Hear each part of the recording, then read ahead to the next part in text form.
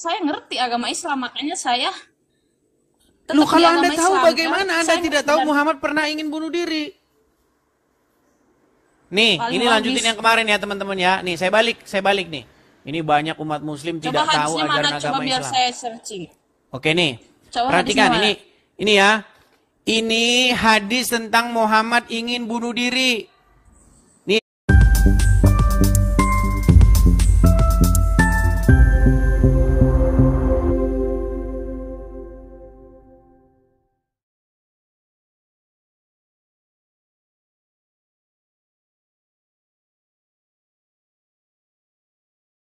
ya. Nih, ulama tentang hadis bahwa Rasulullah pernah ingin bunuh diri nih. Ini hadisnya. Ya. Ini ada pertanyaan. Hadis Bukhari nomor berapa dulu? Baik. Misalnya Hadisnya kita nomor berapa? lihat, baik. Di dalam kitab Sahih Bukhari nomor 6581. Kalau nomor hadis itu beda-beda, Mbak. Bentar, hadis Bukhari 6. Iya, nomor hadis itu beda-beda, tergantung cetakan mana. Nah, tapi di sini nomornya itu 6581. Nih, dibacakan ya. Az-Zuhri berkata, Urwah memberitahuku dari Aisyah. Semoga Allah meridhoinya. Yang berkata bahwa wahyu terhenti untuk beberapa waktu. Hingga Nabi SAW bersedih. Menurut kabar yang sampai kepada kami, sampai pada titik kesedihan yang membuat beliau berkali-kali pergi karena ingin bunuh diri dengan cara melompat dari puncak gunung. Muhammad tuh sempat mau bunuh diri, aduh nggak percaya. Karena apa? Selidik punya selidik, telusur punya telusur. Sebenarnya karena Warokah meninggal. Ketika Warokah bin Naufal meninggal, wahyu tidak datang-datang. Tidak berhenti wahyu itu tidak turun. Akhirnya Muhammad pusing, dia sedih, dia ingin bunuh diri. Nah, menurut hasil penyelidikan saya, tentulah itu karena selama ini wahyunya berasal dari Warokah bin Naufal. Seorang Nasrani yang mengerti kitab-kitab terdahulu. Nih, setiap kali beliau naik ke puncak gunung untuk melemparkan dirinya, Jibril menampakkan diri dan mengatakan, wahai Muhammad, sesungguhnya engkau betul-betul Rasulullah. Nah ini. Muhammad sempat mau bunuh diri, Mbak Muhammad. Muhammad Nazir.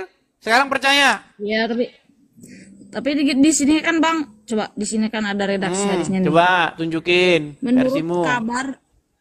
menurut Agak burem. kabar yang sampai, kelihatan nggak? Agak burem. Menurut kabar yang sampai kepada kami, berarti itu tuh berarti ada redaksi Nabi Muhammad ingin bunuh diri. Itu tuh cuman kabar aja Bang. Cuman kabar. Terus Muhammad memerintahkan ini tuh bukan kabar. Waduh, kabar itu bukan kabar apa? Apa sih arti hadis? Arti hadis tahu nggak apa? Hadis itu Ya kan, artinya apa? Muhammad, Arti hadis. itu Nggak, saya tanya. perkataan, Arti hadis itu apa? perkataan. Iya, Kalau segi hadis bahasa, itu tapi artinya kalau segi kata-kata, istilah, berita, kabar, informasi. Itu hadis itu. Riwayat. tapi kan di sini Bang, di sini kan ada nih ya penjelasannya. Penambahan redaksi itu bukan berasal dari Aisyah. Inilah kalau hadis yang bikin bangkrut, kalau hadis yang bikin rugi, sama mereka dipalsu-palsuin. Nih, saya tunjukin saja ya hadisnya ya. Nih, itu hadis itu ada di dalam Sahih Muslim, Sahih Bukhari, ya, ada semua itu hadis-hadis. Itu jelas sekali hadisnya. Ya. Nih, hadis tentang Muhammad ingin bunuh diri ada. Tapi menurut Syekh Az-Zuhri, beliau mengatakan bahwa Tiga, kabar dari Az-Zuhri atau selain dia tidaklah diterima karena status sanad dari hadis ini adalah terputus sejak dari perawi pertama, Bang. Iya, itu adalah salah satu upaya umat muslim. Pokoknya gini, kalau hadis bikin rugi, bilang sanadnya terputus. Bilang tidak sahih, bilang ini pelupa. Sekarang saya mau tanya, lebih pinteran, apakah Bukhari termasuk orang-orang yang tidak paham hadis? Gini Mbak, Muslim itu akui nggak bahwa Bukhari itu orang yang pinter hadis? Ya. Oke, sudah masuk belum dalam kitabnya dia itu, kitab Sahih Bukhari?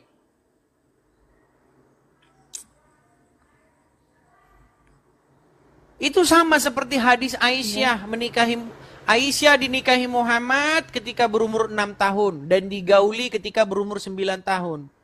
Sama umat muslim zaman sekarang, itu akan dipalsu-palsukan. Iya. Karena bikin rugi. Bang, kalau lihat dari... Enggak, bentar dulu. Kalau dilihat dari konteks zaman itu, memang udah lazim perempuan dinikahi di usia seperti itu. Oke, siapa orangnya yang jadi menikahi anak umur segitu? Mengapa disebut lazim? Banyak. Coba sebutkan aja, satu orang. Raja-raja Romawi. Romawi. Di zaman Muhammad.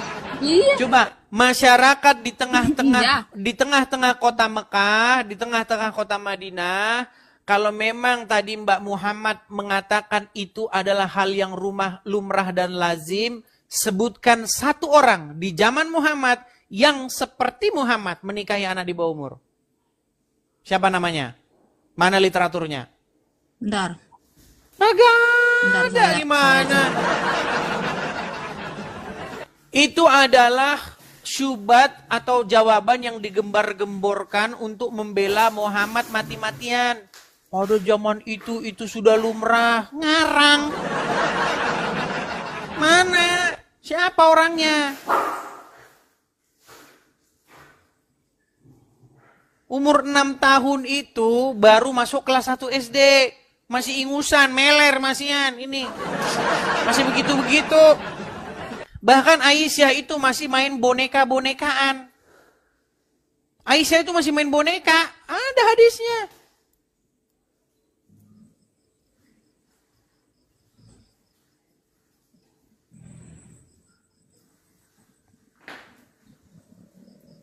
Dor. Iya, tapi saya pernah membaca informasi bahwa menikahi anak di bawah umur itu dibolehkan pada masa itu 9 tahun, tapi kan tetap aja dinikahi 6 tahun, tapi kan nggak langsung bersama gitu. Iya, digauli pada waktu pada berumur usia 9 tahun.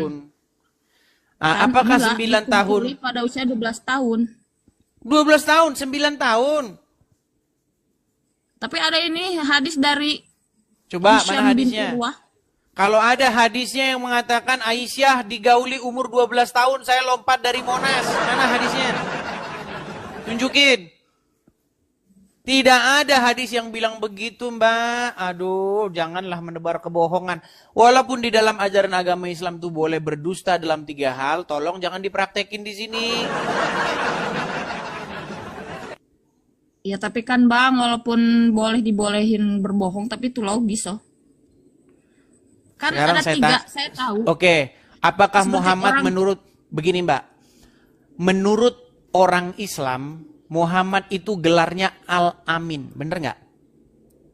Betul. Apa itu Al-Amin?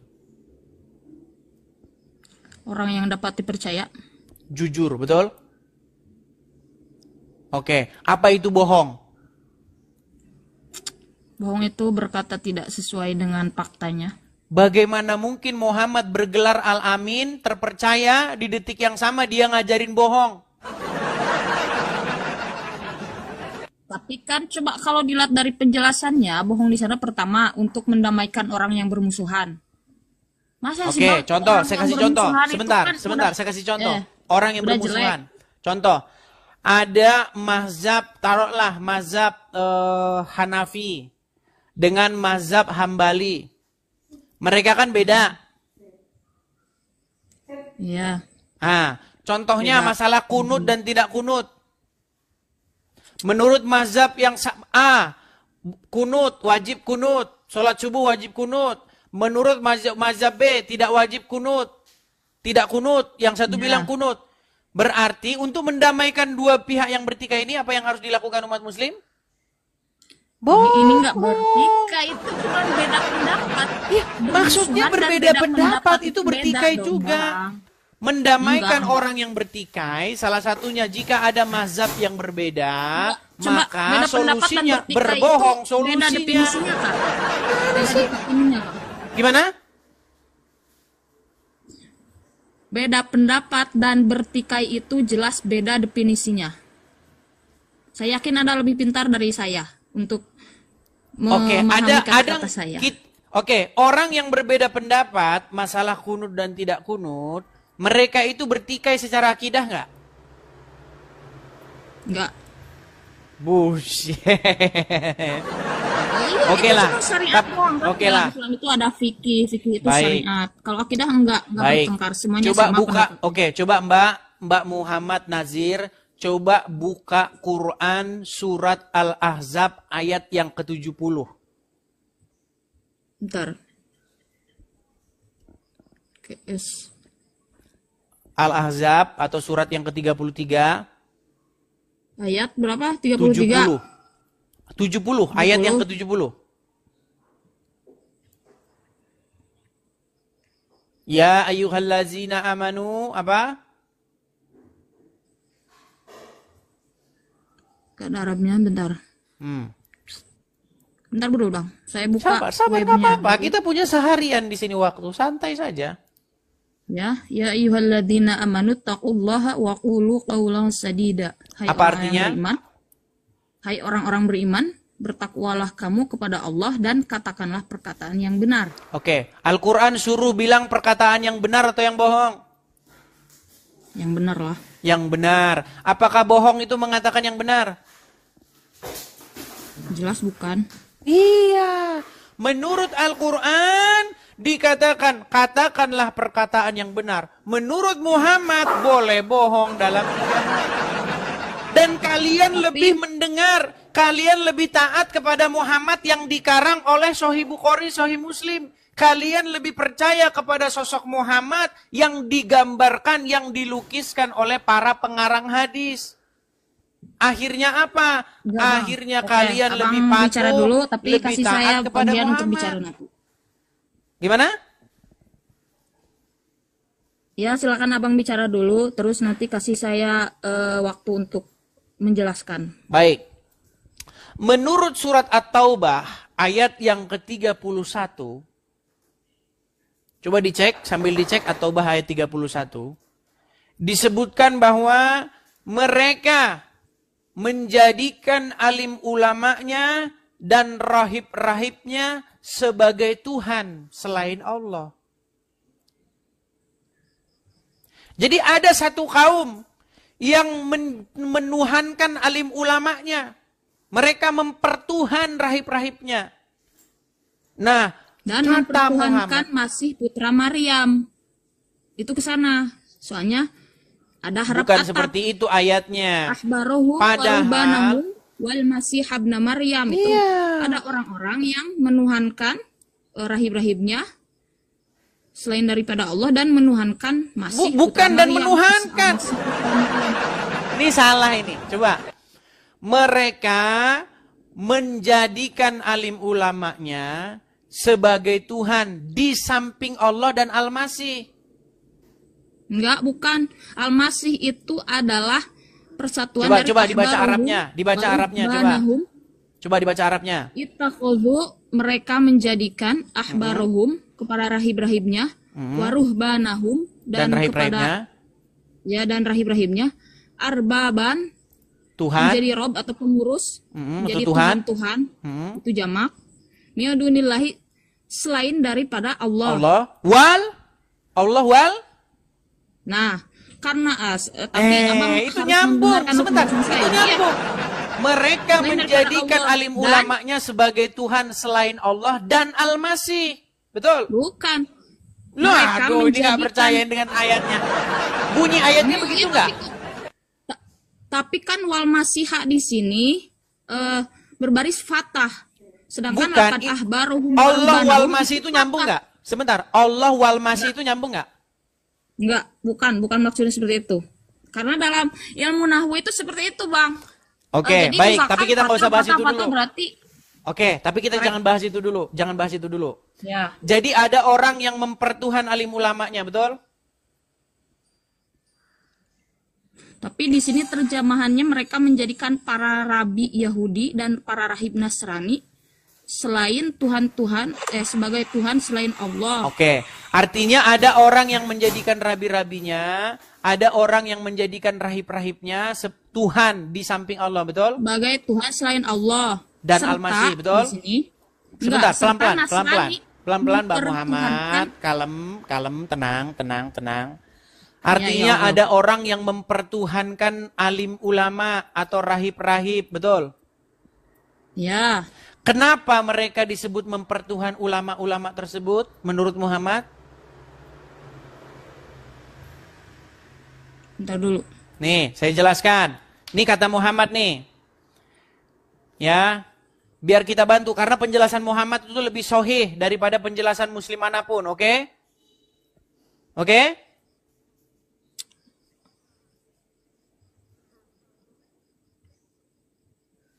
Nih, sebentar. Di dalam tafsir Ibnu Katsir, Muhammad menjelaskan ayat ini. Perhatikan ya, saya bantu. Nanti inilah bukti umat Islam sudah mempertuhan Muhammad nih. Perhatikan. Enggak. Lihat ya. Saya nggak Surat setuju. At-Taubah ayat 31. Perhatikan. Orang-orang Yahudi berkata, Uzair putra Allah. Dan orang-orang Nasrani berkata, Al-Masih putra Allah. Demikian itulah ucapan mereka dengan mulut mereka. Mereka meniru perkataan orang-orang kafir yang terdahulu. Dilaknati Allah lah mereka. Bagaimana mereka sampai berpaling. Mereka menjadikan orang-orang alimnya dan rahib-rahib mereka sebagai Tuhan selain Allah. Dan juga mempertuhankan Al-Masih dan seterusnya dan seterusnya. Nih ya. Nih. Nanti Muhammad menjelaskan ayat ini. Perhatikan. Adalah seseorang yang bernama Adi ibn Hatim. Perhatikan ya. Nih. Webnya apa, Bang? Webnya apa sih? Nih Itu tafsir nama-nama. Ibnu Katsir. Tafsir Ibnu Katsir. Ya. Nah, di sini apa yang dikatakan Muhammad? Perhatikan. Pernah ada seorang yang memprotes ayat ini. Bentar ya. Perhatikan. Saya kasih tunjuk ada orang yang pernah datang kepada Muhammad bertanya tentang ayat ini. Nih, lihat ya. Coba Mbak Muhammad Nazir, saya bacakan saja dari sini. Percayalah sama saya tidak mungkin mengada-ngada, Mbak. Nanti bisa Anda cek. Sudah? Tolong lihat kemari. Oke, lihat ya. Nih. Bahwa sampai kepadanya dakwah dari Rasulullah. Sampai kepada Adi ibn Hatim. Ya. Ia lari ke negeri Syam. Sejak zaman jahiliyah, ia telah masuk agama Nasrani. Kemudian saudara perempuannya ditahan bersama sejumlah orang dari kaumnya. Lalu Rasulullah menganugerahkan kebebasan kepada saudara perempuan Adi ibn Hatim yang memberinya hadiah. Makasih. Nih, saudara perempuan Adi ibnu Hatim kembali kepada saudara laki-lakinya dan menganjurkannya untuk masuk Islam dan menghadap kepada Rasulullah Shallallahu Alaihi Wasallam. Akhirnya Adi datang ke Madinah. Dia adalah pemimpin kaumnya, yaitu kabilah Tayyi, dan ayahnya yaitu Hatim At-Tayyi terkenal dengan kedermawanannya. Maka orang-orang Madinah ramai membicarakan kedatangan Adi ibn Hatim yang mau masuk Islam. Nah, kemudian Adi masuk menemui Rasulullah. Sedang pada leher Adi tergantung salib yang terbuat dari perak. Saat itu Rasulullah sedang membacakan firman-Nya. Nih, Muhammad lagi baca At-Taubah 31. Mereka menjadikan orang-orang alim dan rahib-rahib mereka sebagai Tuhan selain Allah. Kemudian Adi melanjutkan kisahnya bahwa ia menjawab, sesungguhnya ya Rasulullah, mereka tidak menyembahnya. Rasulullah bersabda, tidak. Sesungguhnya mereka mengharamkan hal yang halal bagi para pengikutnya dan menghalalkan yang haram bagi mereka. Lalu mereka mengikutinya. Yang demikian itulah ibadah mereka kepada orang-orang alim dan rahib-rahib mereka. Nih ya.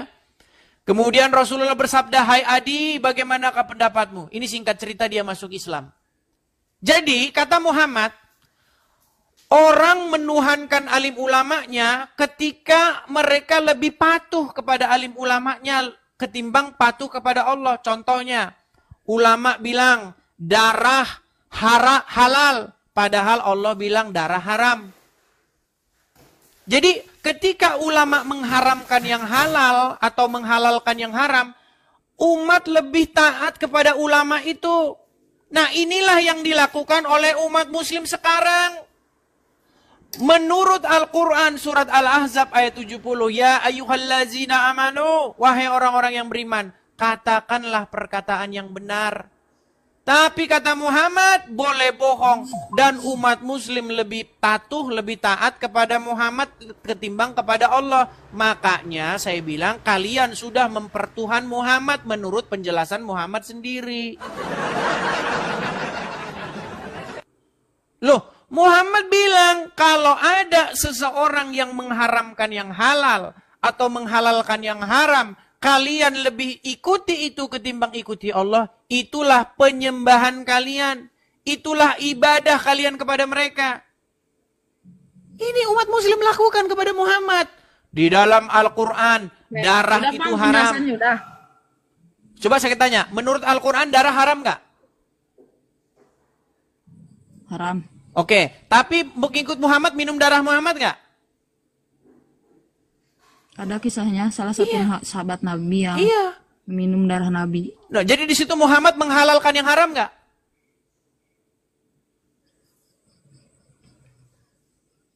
Kan beliau itu Nabi, Bang. Jadi wajar lah kalau darahnya beda dari yang biasa. Berat ini. Di situ kan? jelas Muhammad menghalalkan yang haram. Dan umat muslim lebih patuh kepada Muhammad ketimbang patuh kepada Allah. Makanya kalian lebih mempertuhan Muhammad. Enggak. Jadi begini Bang, kan fungsi hadis itu untuk menjelaskan. Fungsi hadis itu untuk menjelaskan atau memperkuat. Jadi pada saat di surat Al-Ahzab ayat 71 tadi memang Allah melarang untuk bohong gitu kan, harus berkata benar. Nah maka ada taksis dalam hadis itu, ada kekhususan. Tapi dalam hal ini dibolehkan. Secara garis besar berbohong itu jangan. Tapi ditaksis lagi dengan hadis Nabi Muhammad bahwa oke lah boleh bohong dalam 3 hal. Berarti dan 3 Al-Quran hal itu kurang menurut lengkap. saya logis. Oke, diharamkan nggak berbohong oleh Allah? Diharamkan. Diharamkan sama Dan Muhammad Nabi dihalalkan juga nggak? dalam hadis-hadis yang lain mengharamkan juga Bang. Banyak hadis yang mengharamkan bahwa. Iya, bahkan di dalam hadis yang Jadi lain. kan hanya satu hadis doang yang dibawa oleh Iya, Abang. makanya Coba saya hadis-hadis bilang, Mbak. lain Gini loh, yang, makanya saya bilang begini. Apakah jangan bohong gitu Oke. kan. Di Banyak dalam hadis hadis yang itu mengatakan dikatakan boleh. orang Boleh. menurut Al-Quran orang yang berbohong itu tanda-tanda orang yang tidak beriman, betul nggak? Coba di ayat berapa Bang? Waduh, ini saya tunjukkan lagi nih, waduh. Menurut Al-Quran, bohong itu tanda orang tidak beriman. Perhatikan, nih ya. Bohong tanda orang tidak beriman. Tidak beriman. Al-Quran, waduh berat ini. Menurut Al-Quran, nih. Surat, saya kasih contoh ya. Nih, saya kasih contoh. Surat apa? Baik. Kita kasih contoh di dalam Quran surat, sebentar pelan-pelan ya. Nih, surat Al-Baqarah ayat yang ke-10. Nih. Al-Baqarah ayat 10. Sebentar. Quran surat Ghafir ayat 28 nih. Banyak ini surat-suratnya ya tentang orang yang berbohong. Bener nih, banget mana sih? Saya kasih contoh-contohnya nih ya. Nih. Perhatikan. Siapa nih surat Ali Imran ayat 61. Siapa yang membantahmu dalam hal ini setelah engkau memperoleh itu, katakanlah ya. Sebentar, ini banyak terkali ayatnya nih. Surat berapa sih Bang yang jelas sih? Baik, kita ambil satu contoh saja Berapa surat itu? ya. Nih, surat berbohong itu tanda satu orang aja. tidak beriman. Aduh. Masalahnya kita belum punya galeri yang penuh, teman-teman ya.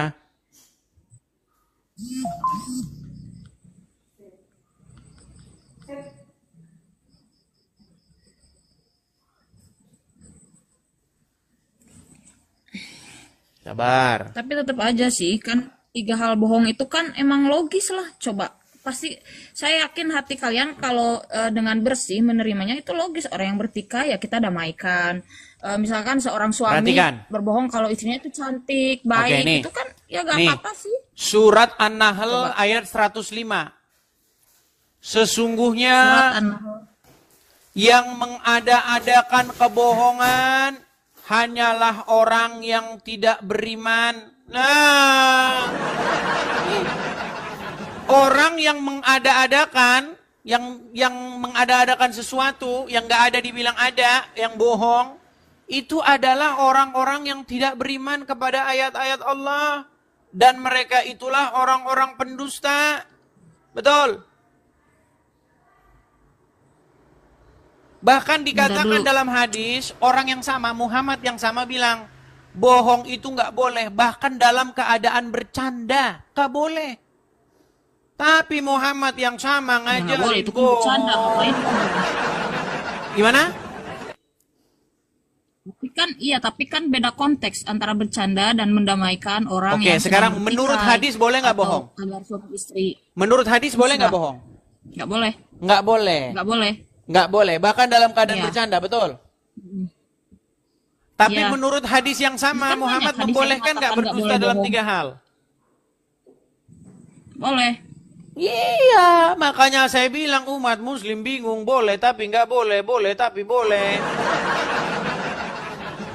Menurut saya yakin abang lebih pintar dari saya. Dari 3 hal tersebut itu kan berbohongnya pertama orang mendamaikan orang yang sedang bertikai, ya kan? Kedua, apa tuh? Berbohong antara suami dan istri. Iya, seperti misalkan suaminya gombal, ih kamu cantik. Ya boleh lah bang, masa misalkan istri Bukan kamu begitu jelek, bohong yang dimaksud. kata abang, kamu Contoh, jelek saya kasih banget sih, contoh. misalkan. Saya kasih Maka contoh nih, kira-kira rumah sebentar. tangganya bakal bertengkar gak? Gini. Nah, kan? Contoh, suamimu pergi ke puncak Bogor. Sudah? Ya. Sudah? Sampai Ya. sana dia melihat wanita cantik. Lalu dia nikahkan. Saya nikahkan kamu dengan mahar 5 juta untuk 5 hari dibayar tunai. Sah, sah. Boleh nggak suami bohong? Bahwasanya suami di sana tidak menikah lagi. Boleh nggak? Kalau dalam konteks itu tidak boleh. Nah. Tapi kan ini konteksnya untuk Loh, pasangan dalam boleh. konteks memuji. Supaya Bang. apa? Supaya Misalkan kamu nanti saya daripada cantik, nanti baik, istri soleha itu gak apa-apa. Agar boleh rumah tangganya terjadi daripada sakinah, istrinya mawaddah, nanti warahmah, Bang. marah-marah, tidak Gitu. mendapatkan ridho dari istri pertama, bilang saja tidak menikah di sana, padahal dia menikah untuk 5 hari lamanya, betul? Enggak. Nah, Kalau contohnya seperti itu oke, enggak sekarang termasuk ke bohong yang gini. dibolehkan. Oke, baik. Menurut ajaran agama Islam saya tanya, boleh cerai nggak? Boleh. Boleh. Boleh nggak nikah, dinikahi 5 hari lalu diceraikan? Boleh nggak? Enggak boleh. Itu Wah, nikah kok nggak mut'ah. boleh dari Haram. mana? Boleh, ada ayatnya. Mau saya tunjuk ayatnya? Pernah dengar nikah mut'ah? Pernah dengar Nggak nikah boleh, mut'ah? Tahu nikah mut'ah nggak? Pernah dengar? Apa itu nikah mut'ah? Apa itu nikah mut'ah? Nikah untuk dengan perjanjian untuk sementara waktu. Iya. Kalau waktunya udah Saya habis, nikahkan kamu, nah, gitu. kemudian nanti 1 minggu lagi kita cerai. Tahu nggak nikah mut'ah? Makanya banyak saudagar-saudagar dari Arab, saudagar-saudagar Yaman datang ke puncak Bogor. Mereka nikah siri di sana. namanya kawin kontrak. Sudah ada filmnya. Sudah pernah nonton film kawin kontrak? Sudah pernah nonton? Ya, tapi kan itu masuk agamanya, bioskop. oknumnya. Gimana sih? Aduh. Itu terinspirasi dari Al-Quran. Saya nggak ada urusan. Loh, Tapi- sekarang saya tanya. tapi Mereka Islam waduh, ini berat ini teman-teman. nikah mut'ah, Bang. Loh. Tetap kalau hukum di Islam itu nikah mut'ah itu haram. Kalau Nikah ada orang mut'ah yang haram. melakukan, Siapa berarti yang dia mengharamkan? melanggar Siapa yang mengharamkan nikah mut'ah? Siapa yang mengharamkan? hadis Nabi. Dan Iya, mengharamkan yang nikah mengharamkan mut'ah bukan sampai Muhammad. kiamat. Sebentar. Muhammad Nazir, Mbak. Yang mengharamkan Ya. nikah mut'ah itu bukan Muhammad. Yang mengharamkan nikah mut'ah itu adalah Umar bin Khattab.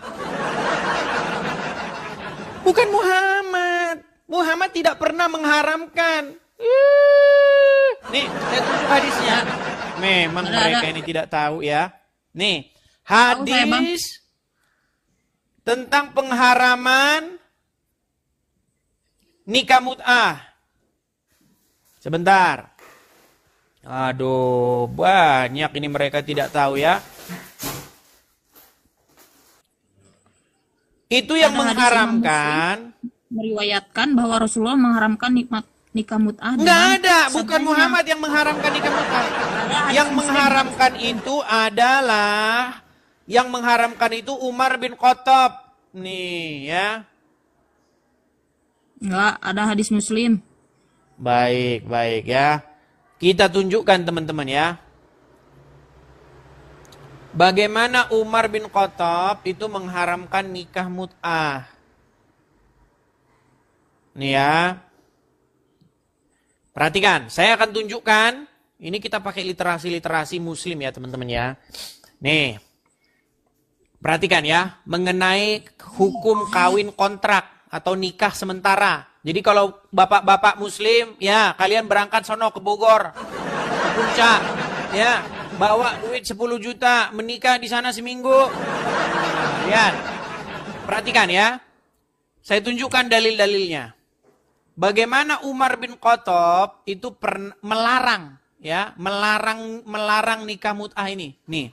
Dalam hadis yang diriwayatkan At-Tirmizi, Abdullah bin Abbas ya, RA mengatakan bahwa nikah mut'ah pernah dibolehkan di awal-awal pensyariatan.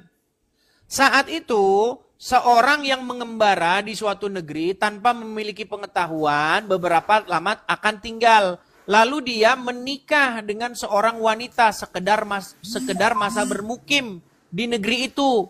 Istrinya itu memelihara hartanya dan mengurusinya hingga turunnya ayat yang berbunyi. Nih, ayatnya berbunyi nih. Itu ada suratnya. Ya, aduh jangan ditutup kameranya.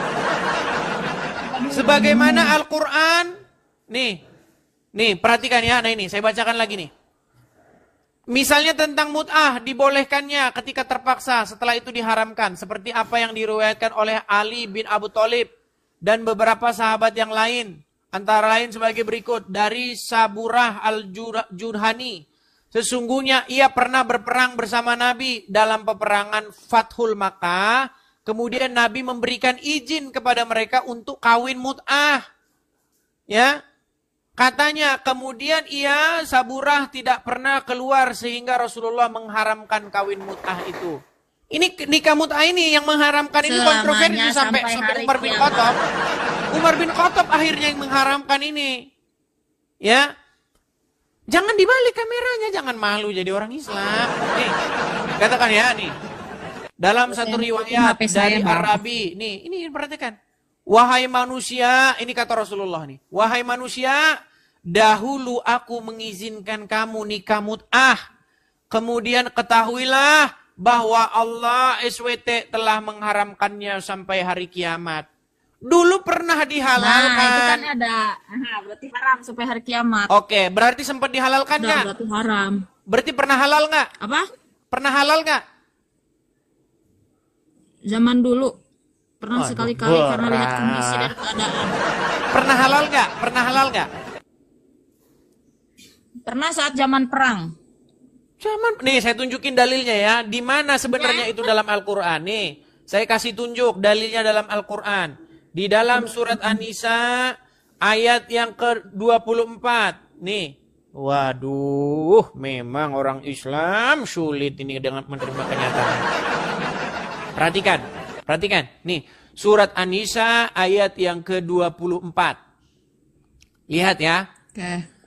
Dan diharamkan juga kamu mengawini wanita yang bersuami. Kecuali wanita yang bersuami pun boleh. Yaitu wanita-wanita yang bersuami yang keadaannya seperti apa? Yang sudah jadi budak yang kamu miliki. Sebagai ketetapannya atas kamu. Dan dihalalkan bagi kamu yang selain yang demikian itu mencari istri-istri dengan hartamu untuk dikawini, bukan untuk berzina. Maka istri-istri yang telah kamu nikmati, maksudnya telah disetubuhi ya, di antara mereka, berikanlah kepada mereka maharnya, berikan bayarannya sebagai suatu kewajiban. Nah ini.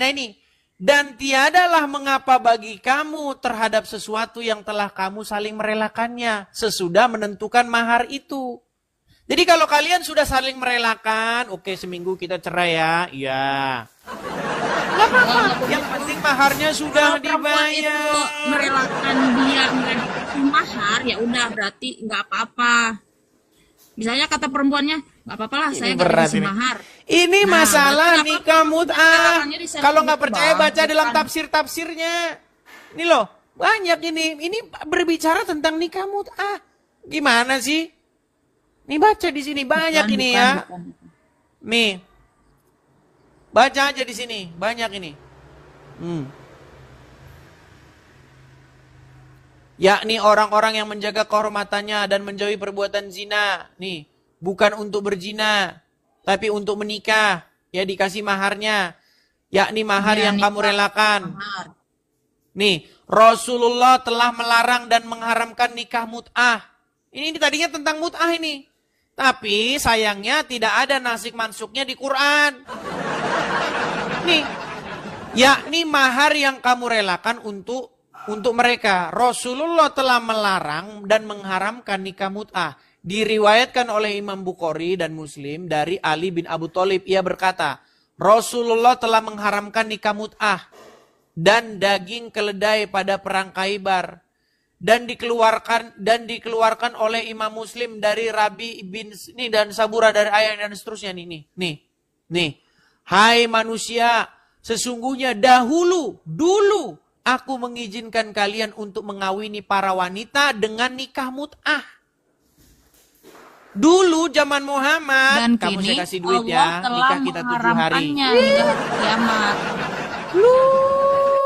Berat Ya, ini tapi berat. kan sekarang zaman sekarang, Bang. Karena tahu nggak Muhammad Nazir kenapa kamu jadi seperti ini? Karena kamu Ya, tapi karena kan konteksnya karena di saya zaman tahu karena sekarang, Bang. nalarmu Ini kan kita loh ini lagi kok hidup seperti di zaman prostitusi sekarang. terselubung. Dengar, nalarmu kan berpikir ini kok macam seperti prostitusi terselubung. Kan kamu gitu kan? Nih, sesungguhnya dahulu aku Enggak. mengizinkan kalian. Ini Kini disesuaikan Allah dengan telah zaman, Bang. mengharamkannya Disesuaikan hingga dengan hari zaman. kiamat. Maka barang siapa yang melakukan hal itu, maka hendaklah ia meninggalkannya dan janganlah Hendaklah ia kalian meninggalkan, mengambil apa yang kalian telah berikan kepada istri-istri dengan kalian mut'ah. Nih ya, maksudnya begini loh, ini nikah mut'ah ini itu dilarang di hadis, nggak ada di Quran. Ini ayat ini masih berlaku, fungsinya tapi hadis biasa itu umat muslim kan menjelaskan ngarang ayat hadis, Al-Quran, dibikin jadi hadis nggak sekarang. masalah. Jadi nggak masalah. Fungsinya hadis itu menjelaskan ayat Al-Quran, jadi nggak masalah. Dengar. Walaupun nggak ada di Quran juga. Dengar, sekarang saya tanya.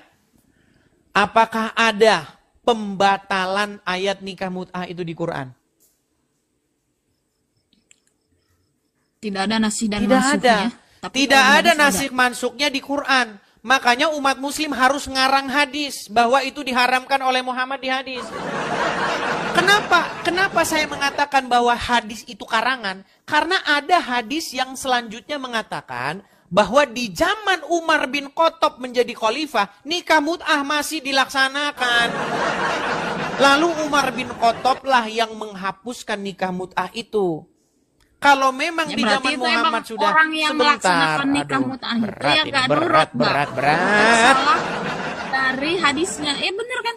Kalau Nabi Muhammad udah ngelarang, tapi pada saat di zaman Umar bin Khattab ada yang masih melakukan. Berarti emang orang-orang tersebut yang emang Oke. melanggar dari hadis Baik. Nabi tersebut, larangan hadis Saya jawab. Nabi. Saya jawab. Mm-mm. Sekarang Muhammad Nazir, kalau ada wahyu tentang pelarangan nikah mut'ah, maka wahyu itu harus masuk ke dalam Al-Quran, betul? Ulang bang, ulang delay.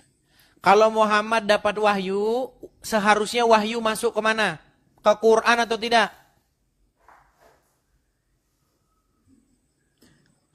Ada yang masuk ke hadis qudsi dan ada yang masuk ke Quran.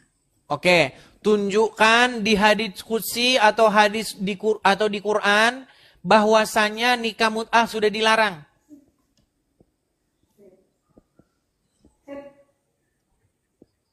Bentar.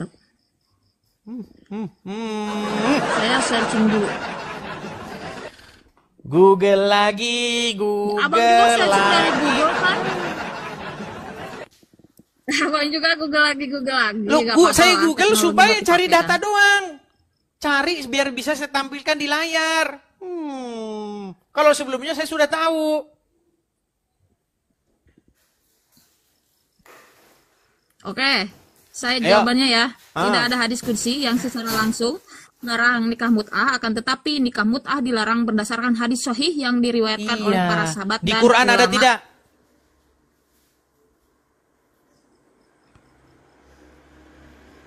Terluru pelarangan nikah mut'ah. Ya nggak apa-apa sih bang, nggak ada di Nggak hadis ada, qudsi, sampai nggak kiamat ada di dicari, apa, nggak ada di di Quran. Al-Quran. Yang penting di hadis ada, karena hadis juga Iya, menjadi sumber sekarang saya rujukan tanya. hukum bagi Mbak, agama Islam. sekarang Jadi saya nggak tanya, masalah. Mbak. Menurut saya nggak masalah. Oke, begini Mbak. Kalau ada wahyu yang datang kepada Muhammad. Wahai Muhammad, nikah mut'ah sudah kuharamkan. Maka wahyu itu harusnya masuk ke dalam Quran. Setuju?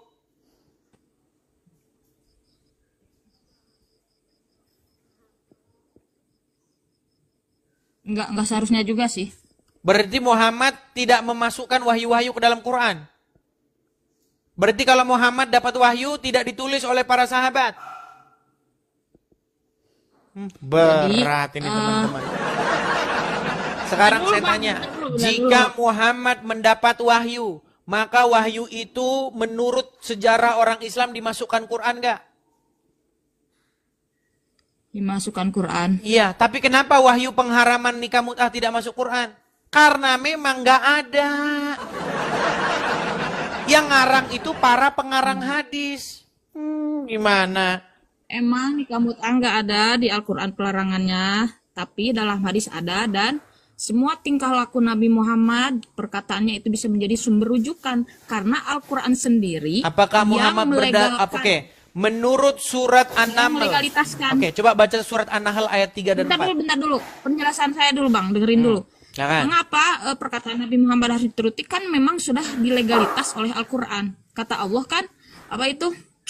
Sesungguhnya Nabi Muhammad itu berada pada contoh yang baik. Laqad kana lakum fi Rasulillahi uswatun hasanah. Jadi apa Baik. yang beliau sabdakan, apa yang beliau lakukan berarti itu baik gitu. Oke. Menikahi Jadi anak kalau di ada bawah umur Quran baik. juga semuanya sih Menikahi anak di bawah umur baik. tergantung konteks Nah, zaman. tergantung konteksnya lagi sekarang Iya kan. kan? Semuanya berubah kan? Katanya tadi baik, sekarang nggak baik. Berarti suri tauladannya itu bukan sepanjang masa. Sepanjang masa. Kalau sepanjang masa berarti sekarang baik nggak menikahi anak di bawah umur? Tergantung, Bang. Tergantung Coba terus ini gimana? Anak di bawah umur zaman dulu, zaman Nabi Muhammad, segede apa, sedewasa apa, secerdas apa. Baik. Dan anak di bawah umur zaman sekarang, beda, jelas Baik. beda pola pikir Baik. jauh menurut saya. Karena Oke, pengaruh baik. makanan, Apakah cuaca, umur dan 6 tahun, apakah umur 6 tahun di zaman Muhammad itu anak di bawah umur atau dewasa? bisa saja disebut di bawah umur atau bisa juga disebut dewasa. Tergantung orangnya. Umur 6 tahun sudah dewasa? Tapi kan tidak ada syarat harus menikahi wanita dewasa, Bang. Tadi katanya segala yang dilakukan Muhammad itu contoh yang baik. Sekarang kita ambil contoh yang dilakukan Muhammad ternyata tidak baik. Ini gimana sih? Muhammad menyuruh wanita menyusui pria yang dewasa. Tahu nggak? Mana hadisnya? Waduh, banyak nggak taunya dia teman-teman. Jadi gini Bang, abang itu kan seorang advokat, jadi pasti kecil atau besarnya pasti mencari kesalahan agama yang abang bahas. Atau mencari kesalahan. Sudah salah kok dicari kesalahannya. Pernah dengar hadis itu nggak? Bahwa Muhammad menyuruh wanita yang sudah dewasa menyusui pria yang sudah dewasa, yang bukan suaminya. Pernah dengar hadis itu? Belum pernah.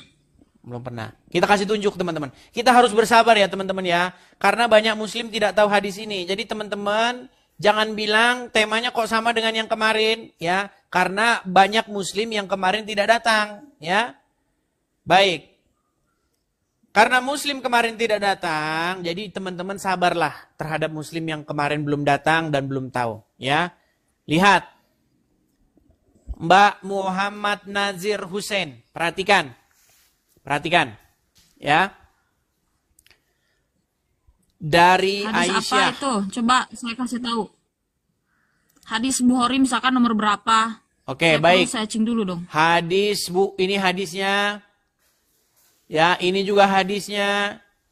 Ini hadisnya. Hadis apa, banyak Bang? nih hadis-hadisnya. Bukhari atau Muslim? Sahih Muslim, Sahih Bukhari banyak nih. Sahih Muslim, Sahih Bukhari banyak sekali hadis-hadisnya nih. Ya. Iya, tapi maksudnya nomornya berapa lebih spesifiknya? Kalau nomor mah beda-beda, Mbak. Nomor hadis tuh nggak sama. Ada yang bilang nomornya sekian, dikit. Tergantung siapa yang ngeluarin, penerbitnya siapa. Kalau nomor hadis itu nggak pernah sama. Jilid mana, buku penerbit siapa. Makanya beda-beda nomor hadis. Makanya isinya saja. Nih webnya nih, coba webnya nih. Linknya aja, coba apa itu? Rumahfikih.com.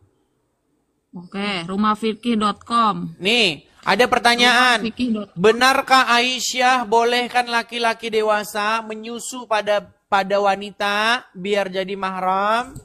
Nih, ini ada pertanyaan nih. Assalamualaikum Pak Ustadz.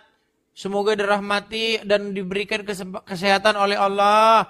Saya pernah membaca hadis Pak Ustadz tentang anjuran Rasul kepada seorang wanita dewasa untuk menyusui anak angkatnya yang sudah dewasa supaya menjadi mahramnya. Benarkah bahwasanya Siti Aisyah menyetujui bahwa ini adalah cara menjadikan laki-laki dewasa menjadi mahram wanita yang menyusuinya? Sehingga ada ulama besir yang berfatwa konyol membolehkan menyusui wanita sudah dewasa. Ini. Lalu bagaimana dan seterusnya ini nih ditunjukin nih dalil-dalilnya. Nih benar nih ya. Memang tidak dipungkiri fakta bahwa Aisyah adalah satu-satunya di antara para sahabat Nabi yang berpendapat bahwa laki-laki yang sudah balik bisa menjadi mahram dengan seorang wanita kalau dia menyusui kepadanya. Nih, ini jelas nih. Hadis pertama nih dari Aisyah bahwasanya Salim bekas budaknya Abu Huzaifah ikut bersama Abu Huzaifah di rumah mereka. Lalu istri Abu Huzaifah, ya, anak perempuan Suhail datang kepada Rasulullah. Sesungguhnya Salim sudah balik dan akalnya pun sebagaimana belia dewasa. Itu hadis itu beliau pendapat Aisyah, Bang, bukan pendapat Nabi Muhammad, dan seluruh ulama 4 madhab menolak pendapat beliau. Aisyah dapat dari mana? Menolak pendapat beliau. Aisyah dapat dari mana? Bahwa Nabi berkata, ini Aisyah bilang bahwa Nabi pernah berkata kepada istrinya Abu Huzaifah, sesungguhnya Salim telah balik dan akalnya pun sebagaimana umumnya orang dewasa dan dia berada di rumah kami. Sedangkan aku menyangka pada diri Abu Huzaifah ada kecemburuan. Berkenaan dengan hal itu, bagaimanakah yang demikian itu? Nabi bersabda kepadanya, susuilah dia maka kamu menjadi haram kepadanya. Dan akan hilanglah sesuatu pada diri Abu Huzaifah. Kamu kalau saya bacain, kamu malah baca yang lain. Kenapa kamu tidak percaya dengan saya sih? Saya ini nggak ngarang, saya ini baca.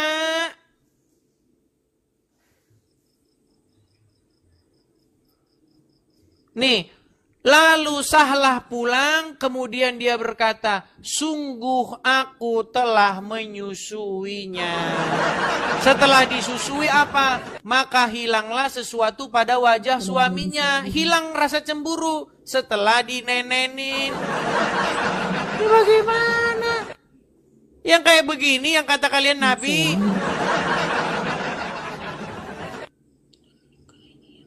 Berat, saudara-saudara. Ayo. Jangan terguncang, jangan terguncang. Kalau terguncang, gini, saya dari tadi kan cerita Islam. Coba Muhammad Nazir. Waduh, dia kayaknya udah anu dia. Langsung aduh. Muhammad Nazir, dengar saya sekarang. Oke, ya. Saya mengadang-adang nggak itu? Saya mengadang-adang nggak? Saya mengadang-adang nggak? Tapi itu kan solusi dari Aisyah, Bang. Aisyah kemudian menjawab bahwa solusinya bisa saja laki-laki itu disusui agar bisa menjadi mahram. Sehingga tidak lagi jadi masalah kalau ada kebutuhan. Oke, artinya begini, kan sebentar. Begini, Muhammad Nazir. Pelan-pelan ya. Misalnya kamu punya suamimu punya anak angkat. Taruhlah anak angkatnya umur 17 tahun. Dan kamu serumah dengan anak angkat dari suamimu. Biar suamimu tidak cemburu, kamu harus menyusui anak angkatmu itu. Betul? Tapi di sini yang diangkatnya dari sejak kecil. Iya, dan setelah dewasa, wajah suaminya itu cemburu. Dia ngadu sama Muhammad, ya Rasulullah, di rumah kami ini ada Salim.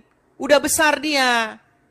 Nah, karena dia sering di rumah, suami saya itu cemburu.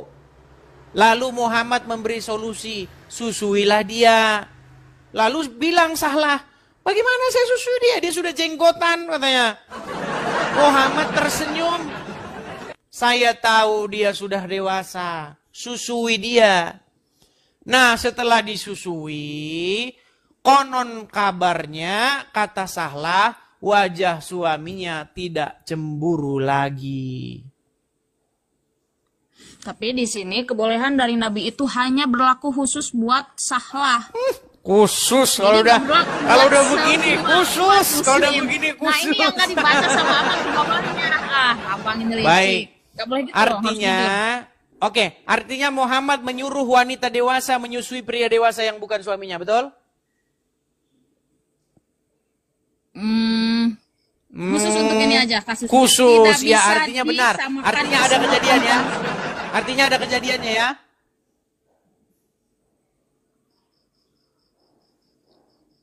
Dan ini anak asuhnya juga hampir balik, jadi belum terlalu dewasa lah. Sudah balik, hampir balik, sudah balik. Ini di sini tuh. Waduh, berat ini, berat. Nih, saya balikin lagi ya. Saya balikin. Nih. Apa ini? Nah, nih, saya kasih tunjuk. Yang sudah hampir balik. Baik. Saya tampilkan ya. Berarti belum nyampe 17 tahun konteksnya. Oke, baik. Nggak masalah. Saya tampilkan hadis-hadis yang lain. Itu dikatakan sudah berjanggut. Ya. Sesungguhnya Salim telah balik. Nih. Nabi SAW berkata, sesungguhnya Salim telah balik. Dan akalnya pun sebagaimana pada umumnya orang dewasa. Dan dia berada di rumah kami. Jelas? Bahkan banyak riwayat-riwayat lain ini nih. Dari Zainab binti Ummu Salamah. Ia berkata, Ummu Salamah berkata kepada Aisyah, sesungguhnya ada seorang yang sudah balik. Nih, sudah balik. Oke, anggaplah saling ini. Kan namanya juga beda pendapat, Bang. Iya, makanya Anggaplah saya saling bilang ini udah itulah kalian. balik. Nah, kalau ada beda pendapat, nih saya kasih solusinya. Kalau Nggak ada tuh orang cerita yang berbeda orang sudah balik. pendapat, maka berbohonglah. Supaya tidak Bukan, bertikai untuk mendamaikan orang yang berselisih, boleh Coba, bohong Abang. menurut hadis. Makanya tanpa Saya cuma kebohongan cari Islam definisi sudah tinggal bertikai dan nama. beda pendapat ya. Bertikai Gimana? dan beda pendapat itu beda, Bang. Coba bertikai dan beda pendapat itu beda definisinya. Saya yakin. Oke lah, jangan ke situ lagi biar nggak muter-muter. Gini, saya cuma mau bilang begini. Ya. Coba Muhammad Nazir, gini. Tema kita kan dari awal ini loh, ini. Biar kita kembali ke tema ya Oh, iya, teman-teman ya. iya. Supaya kita panjang lebar tapi kita nggak ada intinya. Gini, dengar. Al-Quran bilang, sosok yang suci itu siapa? Isa apa Muhammad? Kalau ada Al-Quran yang bilang Nabi Isa itu suci, ayat berapa? Quran surat berapa? Coba buka surat Maryam ayat yang ke-19. QS Maryam. Ya, Quran yang ke-19 ayat yang ke-19. 19. Oke. 19. 19. Dia Jibril berkata, sungguh aku ini hanya utusan Tuhan untuk menyampaikan anugerah kepadamu, seorang anak laki-laki yang suci.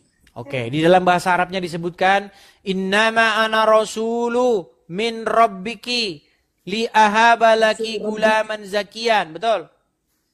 Ya. Siapa di situ gulam yang zakian itu? Siapa di situ yang suci di situ? Ya, Nabi Isa alaihissalam. Isa. Menurut Al-Quran, yang suci itu adalah Isa. Betul? Betul. Nah, sekarang Nabi adakah Muhammad Rasul yang disebutkan saya suci, orang yang suci? Ya kalau gak disebutin emang kenapa? Iya, artinya yang patut dicontoh, yang patut diteladani, yang diikuti siapa? Muhammad atau Isa? Dua-duanya harus diikuti. Bagaimana dua-duanya? Yang satu saja seperti tadi. Bang, begini, kan dalam agama Islam itu Nabi Isa juga sama seorang figur yang baik, suci. Kenapa kamu Muhammad hanya juga mengikuti sama. Muhammad saja, tidak mengikuti Isa? Ya karena ajaran Nabi Isa itu enggak dianjurkan untuk diamalkan di sekitar umat Muhammad zaman sekarang. Berat ini. Inilah, saya sudah punya tema baru, ini akan kita bahas besok. Ya, ini yang berjudul Islamic Dilemma. Ya, dilema di dalam Islam. Ya, ini tema kita besok teman-teman. Quran menyuruh Islam untuk mengimani Injil. Tapi Islam tidak mengimani Injil. Lah ini dilema orang Islam abad tahun 2025. Sekarang saya tanya. Memang. Oke, sekarang saya tanya. Kamu disuruh beriman kepada Injil nggak? Iya. Dan Kenapa kamu kitab-kitab tidak beriman sebelum kepada Al- Injil? Oke, dalam pemahaman saya ngaji di pesantren, bentar dulu Bang, kasih saya penjelasan.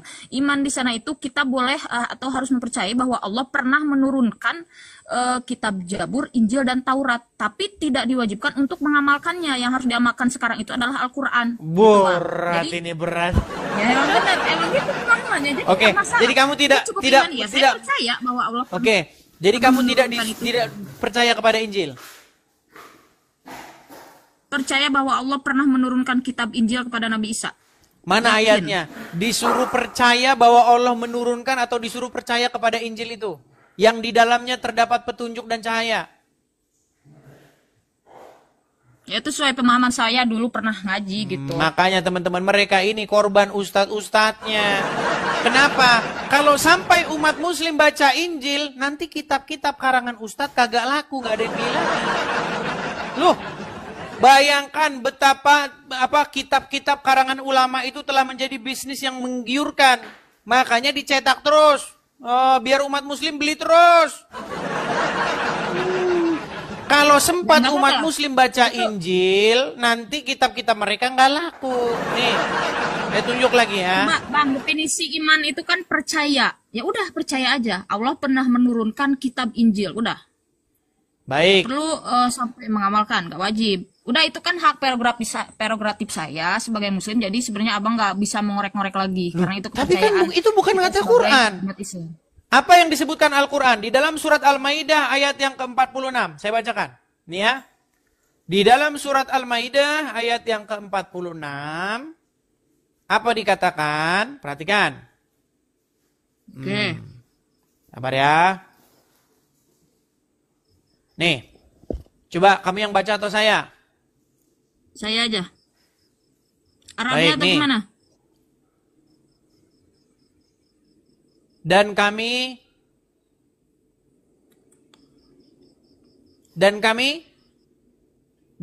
teruskan Ya, jejak mereka dengan mengutus Isa putra Maryam, membenarkan kitab yang sebelumnya yaitu Taurat, dan kami menurunkan Injil kepadanya. Di dalamnya terdapat petunjuk dan cahaya. Betul? Ya, saya Jadi di dalam percaya Injil dalam terdapat Injil petunjuk ada. dan cahaya, betul nggak? Betul. Kenapa kamu tidak mau beriman kepada kitab Injil? Saya beriman, Bang. Coba definisi iman itu apa? Percaya kan? Ya Iya. udah, percaya. Apa yang kamu percaya dalam kitab Injil? Di dalam Injil, jangan kamu berdusta, jangan berbohong. Katakan iya jika iya, katakan tidak jika tidak. Tapi kamu lebih percaya kepada kitab Sahih Bukhari. Boleh berdusta. Ya kan?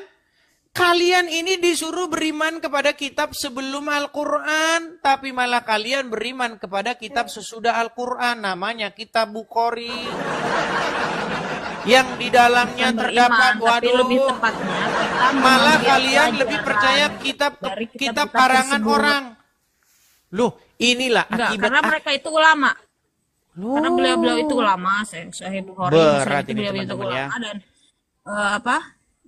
mengikuti ulama itu memang diharuskan karena ada ayat Al-Qur'annya, emang Al-Qur'an yang sudah melegalitaskannya. Baik. Fasalu ahla dzikri in kuntum la ta'lamun. Baik. Bertanyalah kepada orang yang ahli di bidangnya, kalau kau tidak tahu ya ahli dalam bidang Oke. ilmu agama itu ya ulama. Oke. Berarti Menurut ya wajar Al-Quran, lah. siapa yang harus ditanya? Fasalu ahla dzikri in kuntum la ta'lamun. Orang yang mengetahui di Oke, bidangnya. siapa orang-orang yang mengetahui itu? Ya kalau misalkan dia Ahli kitab. Ahli kitab. Nih, inilah ketika kalian telah mempercayai ulama-ulama kalian. Lihat nih. Tapi kata Rasulullah, kesibukan para lelaki nanti di dalam surga. Lalu saya ceritakan. Mau terus? Kesibukan para lelaki yang masuk surga di surga adalah memecah perawan istri-istrinya. Perawan terus. Habis malam pertama, dapatkan perawan istri, selesai, dia perawan lagi. Gitu. Serius, Pak. Bagusnya ibu-ibu gak ikut dengan pengajian ini.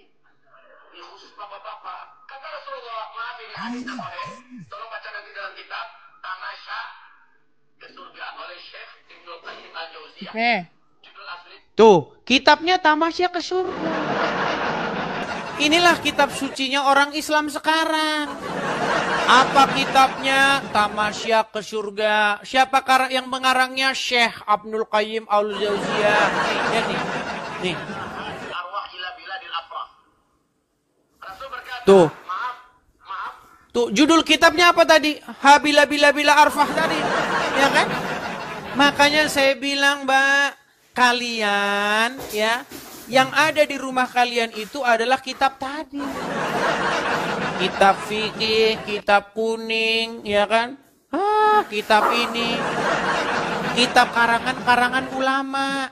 Sementara Al-Quran menyuruh Ya nggak kalian apa-apa beriman karena kepada beliau kitab mereka itu sebelum ahla Al-Quran. zikri, orang yang paham ilmunya, Bang. Jadi nggak apa-apa karena sudah dilegalitaskan dalam Al-Quran kalau kita itu harus mengikuti ahla zikri atau orang yang berilmu di bidangnya. Oke, siapa itu Jadi nggak orang-orang yang masalah. berilmu? Ulama. Oke. Menurut Al-Quran, kepada siapakah Muhammad harus bertanya? Nih. Muhammad itu disuruh bertanya kepada orang-orang yang terdahulu. orang-orang yang membaca kitab yang terdahulu. Jika kamu ragu-ragu tentang apa yang kami wahyukan kepadamu, maka tanyakanlah kepada orang-orang yang membaca kitab sebelummu. Betul? Betul.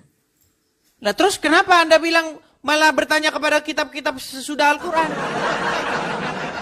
Nah, zaman sekarang Nabi Muhammadnya udah ingin meninggal. Waktu Muhammad hidup, Muhammad tanya kepada siapa? Ya kalau menurut pendapat abang. Pendapat saya, menurut Al-Quran. Ya enggak, tapi saya belum percaya sama abang 100%. Baik. Oleh karena itu coba berikan saya datanya. Saya tunjukkan ya. Oke.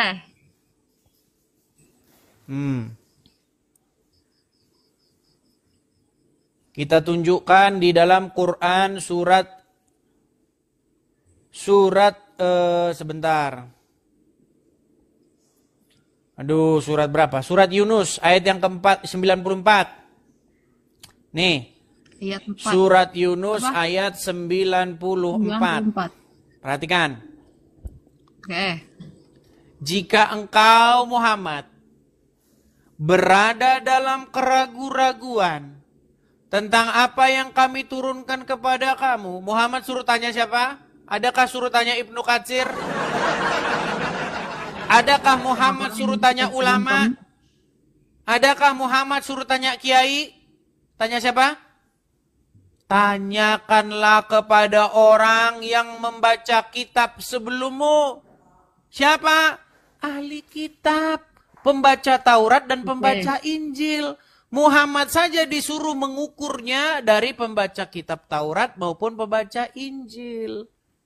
Sementara umat muslim sekarang malah tanya kepada Sahih Bukhari. Tapi orang yang tanyakanlah kepada orang yang membaca kitab sebelumnya, yakni ulama Yahudi dan Nasrani yang mempelajari Taurat. Ya, betul. Nah, sekarang umat muslim adakah mencontoh Muhammad?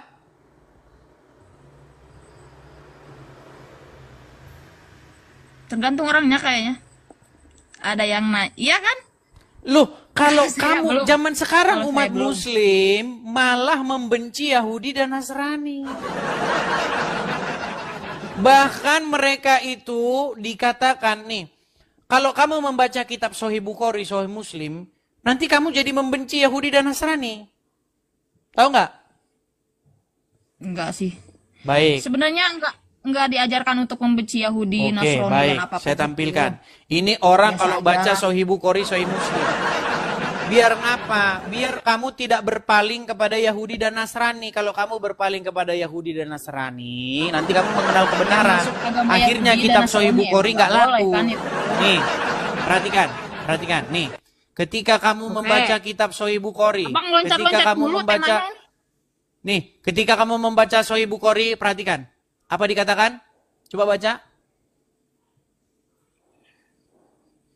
Janganlah kalian memulai salam kepada Yahudi dan Nasrani apabila kalian bertemu dengan salah satu dari mereka di jalan. Ya, maka Maka? desaklah ia ke jalan yang sempit. Suruh mendesak mereka ke jalan yang sempit, betul? Ya, Ini kan ajaran kalian kan? Ajaran Bukhari? enggak. Ajaran Muslim? Tapi kan itu ada penjelasan hadisnya. Penjelasan hadisnya lagi kan. Di mana dalam hadis ini penjelasan hadis di mana? Aduh. Makanya saya bilang di dalam Al-Quran suruh bertanya kepada Yahudi dan Nasrani. Di dalam hadis suruh mendesak mereka ke jalan yang sempit. Makanya kalian ini lebih senang mengikuti kitab karangan Bukhari, karangan Sahih Muslim. Akhirnya kalian malah membenci mereka. Seperti yang dilakukan oleh Donditan. Duduk-duduk dengan Yahudi KW. Sok-sok membahas Kristen. Ini yang dilakukan ini. Bagaimana Donditan nih. Ya. Dengan Billy Yahudi. Om Billy Yahudi nih. Nih. Ya, tapi Yahudi gadungan. Nih. Nih ya, saya kasih tunjuk ya, Nabi bagaimana Muhammad juga kan Bang Donditan. pernah bermuamalah dengan kaum Yahudi dan Nasrani. Berarti itu boleh bermuamalah sama kaum Yahudi dan Lu. Nasrani. Nih, saya kasih contoh Jadi nih. bukan berarti harus membenci. Perhatikan Jadi nih. hadis Ini itu lihat. Lihat Abang ini. cuma satu yang pahamnya. Tapi kalau semua hadis itu Abang Sebentar. pelajari, pasti akan bisa Oke. memahami Oke. Islam secara utuh. Baik. Ini Dondi, dia ngobrol di podcast dan mereka duduk bersama seorang yang ngaku-ngaku Yahudi. Ya taruhlah dianggap Yahudi lah, anggaplah dia Yahudi biar senang. Nah ini orangnya namanya Billy. Ini babak belur terus ini saya bikin kalau diskusi nangis terus ini mewek. Nah, perhatikan apa kata Al-Qur'an? Apa kata Al-Qur'an? Nih. Perhatikan ya. Oke. Nih. Nih, perhatikan. Akan kalian dapati, nih, perhatikan ya. Nih. Ini ayat Al-Qur'an. Bentar, Oke. blur. Nih. Ya. Di dalam Al-Qur'an surat yang kelima, ayat yang 82. Pasti kamu akan dapati orang yang paling keras permusuhannya terhadap orang-orang beriman adalah orang Yahudi dan orang-orang musyrik. Dan pasti akan kamu dapati orang yang paling dekat persahabatannya dengan orang-orang beriman adalah orang-orang yang berkata, sesungguhnya kami adalah orang Nasrani. Menurut Al-Quran, orang yang paling dekat persahabatannya dengan orang yang beriman itu orang yang berkata kami orang Nasrani. Justru paling keras permusuhannya dengan Muslim, dengan orang yang beriman, adalah orang Wahyudi. Lanjutin Bang, itu ada Tapi terjemahannya. malah sekarang mereka Yang bikin demikian itu podcast karena dengan di orang antara mereka Wahyudi. terdapat para pendeta dan para rahib. Juga apa itu? Lanjutannya yang demikian itu karena di antara mereka terdapat para pendeta dan para rahib. Juga karena mereka tidak apa itu? Menyombongkan diri. Betul. Jadi menurut Al-Quran Quran surat siapa berapa itu, orang Bang? yang paling keras permusuhannya dengan orang yang beriman? Quran surat berapa dulu? Saya lihat asbab Surat nuzulnya yang bagaimana. kelima atau surat Al-Maidah ayat ke-82. Waduh, Muslim Oke. tidak mengerti Al-Quran. Oh ya lupa, kalau ngerti Quran pasti nggak Islam lagi.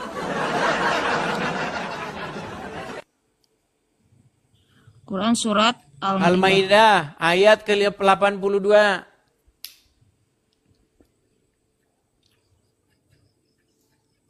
Saya justru ngerti Islam, jadi saya masih di agama Islam sampai saat ini. Ngerti Quran tapi berkali-kali ditunjukin ayatnya merasa asing. Ya, tapi kan ngerti itu bukan berarti hafal, Bang. Yang bilang hafal siapa? Bahkan kamunya merasa asing dengan ayat-ayat yang saya bacakan. Coba bacakan Bukan Al-Maidah. terjemahannya. Oke, Al-Maidah 82 coba baca. Apa di dalam Al-Maidah 82 itu? Bentar, Arabnya apa artinya tuh? Artinya, silakan.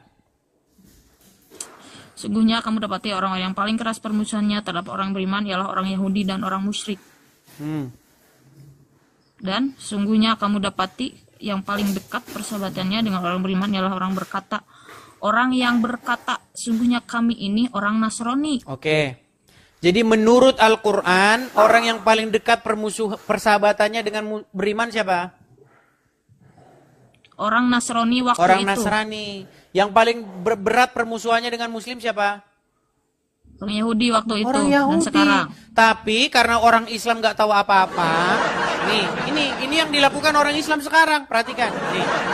Tapi ayat Mereka ini ini. berkenaan dengan An-Najasyi dan Lu, teman-temannya. ini. Yang Mereka menolong duduk-duduk Islam bersama untuk hijrah ke dengan negeri Wahyudi. Najasyi. Nah, Nih, jadi waktu itu di tuh podcastnya emang orang Nasrani Donditan zaman nih, Kerajaan lihat nih. Najasyi yang ada Dondi di lagi Ethiopia sekarang, duduk-duduk Bang. bersama Wahyudi. Dol. Nih, Kasih saya waktu untuk ngomong. Oke. Nih. Sesungguhnya orang yang paling dekat persahabatannya yaitu mereka yang berkata kami ini adalah orang Nasrani. Nah, mereka yang berkata seperti itu pada waktu ayat itu diturunkan, yaitu orang-orang Najasyi. Raja Najasyi itu kan waktu itu beliau beragama Nasrani dan menolong orang Muslim yang hijrah ke negeri Habasyah di Ethiopia sekarang. Begitu, mereka melindungi Harus umat Muslim yang dipelintir katanya hijrah kan. itu. Jadi mereka tidak akan berhenti Nah, mempelintir ini kan- ayat Qur'annya, teman-teman. Selalu mereka akan pelintir itu. Saya tidak akan mempelintir, tapi ini nih. Apakah itu ayat Al-Quran? Apakah itu ayat Al-Quran? Meriwayatkan dari Ibnu Abbas bahwa ayat ini diturunkan asbabun nuzulnya berkenaan dengan An-Najasyi dan teman-temannya, yaitu ketika Ja'far ibnu Abi Thalib membacakan Al-Quran kepada mereka di depan raja negeri. Oke, lalu Ya, siapa mereka orang di Yahudi negeri yang paling keras Habasyah. bermusuhannya? Apa? Di situ kan tidak hanya menyebut Nasrani, menyebut Yahudi juga. Yang keras permusuhannya siapa? Banyak lah bang ini. Pusing saya baca. Berat. Oke lah, tapi itulah intinya. tapi saya paham. Besok kita akan bahas ke situ. Karena begini, yang menjadi permasalahan besar Al-Quran adalah Al-Quran menyuruh beriman kepada Injil, tapi umat Muslim tidak melaksanakannya. Dan kalau umat Muslim disuruh Saya menuntut melaksanakan Injil, bang. Saya melaksanakan. Saya beriman pada Enggak. Injil, Taurat dan Zabur. mana Injilnya? Mana Injilnya? Tapi maksudnya Injil yang tidak dirubah. Gitu, yang masih ori. Jadi kamu percaya bahwa Injil sudah dirubah? Iya, karena Al-Quran sendiri yang mengatakannya. Ada ayat Oke. Al-Qurannya. yang Benar mengatakan tidak bahwa mereka disuruh mengubah memutuskan perkara berdasarkan yang ada dalam Injil? apa bang? Al-Quran bilang, hendaklah orang-orang pemegang Injil memutuskan perkara berdasarkan apa yang diturunkan di dalamnya, betul? Saya tidak bisa mengatakan betul sebelum ayat. Ya karena kamu tidak tahu Al-Quran. Iya, Bagaimana mungkin Injil palsu, tapi di detik yang sama Allah menyuruh memutuskan berdasarkan apa yang ada di situ? Palsunya dari mana? Quran surat berapa? Waduh, kurang berapa terus? Besok lagi. Aduh. Oke. Besok lagi. Nanti belajar dulu, jangan kebanyakan. Kalau kebanyakan nanti tumpah. Ya. Tapi kan abang loncat Apa yang sudah temanya. saya Di sana, kasih dulu? Di sana. Gitu. Dengar, Jadi nggak satu dengar. tema aja. Apa yang sudah saya kasih dulu itu pelajari dulu. Besok lanjut lagi, oke? Oke, siap bang. Baik. Baik, saya rasa itu saja ya, Bu Muhammad Nazir Hussein. Semoga Terima kasih udah dikasih Anda kesempatan. mendapat kebenaran. Semoga nanti setelah Anda mempelajari agama Islam, nanti Anda akan mendapati bahwa sebenarnya apa yang selama ini Anda pelajari itu ternyata kacau balau, dan nanti Anda akan datang kepada kebenaran yang sejati, yaitu Tuhan Yesus. Karena Yesus berkata, akulah jalan dan kebenaran dan hidup. Oke? Enggak oke sih. Ya, sekarang nggak oke, tapi besok ketika kamu betul-betul mendalami, nanti kamu akan menemukan bahwa kamu sekarang setiap hari minta-minta ditunjukkan jalan yang lurus. Ya kan? Insya Allah enggak. Iya. Apa Ya arti Allah, minta ihdinas siratal mustaqim? Tunjukilah kami jalan yang lurus. Iya, sampai Itu sekarang orang kalian yang masih diberi minta-minta. Tunjukilah kami jalan yang lurus. Besok, tunjukilah kami jalan yang lurus. Gitu. Lu iya. Supaya enggak murtad, Bang. Lu. Iya kan? Iya, karena Kita kamu selalu belum minta tahu sama jalan yang Allah lurus. supaya kita berada di jalan yang lurus menurut Allah. Kalau sudah gitu. ada di jalan yang lurus, kenapa minta-minta ditunjukkan jalan yang lurus? Karena bisa jadi suatu saat nanti kita nggak lurus lagi atau murtad atau gimana. Maka Kalau supaya seperti Allah itu, menjaga. kalau seperti itu, bukan tunjukkanlah kami jalan yang lurus. Janganlah kami keluarkan dari jalan yang lurus itu. Tapi karena tunjukkanlah kami ke jalan yang lurus, berarti kamu belum tahu jalan yang lurus. Nah, di dalam Injil, apa yang Yesus katakan? Akulah jalan dan kebenaran. Ya? Ya, terserah itu agama abang, keyakinan abang. Saya nggak mau maksa juga, tapi saya di sini cuma buat klarifikasi Bagaimana aja. begini? Coba Muhammad Nazir, apakah kamu mengikuti Muhammad? Ya, Apakah Muhammad masih kamu doakan? bukan doakan itu bang, solawat. Iya, apa sholawat itu? Allahumma sholli ala Muhammad, betul? Ya. Apa artinya?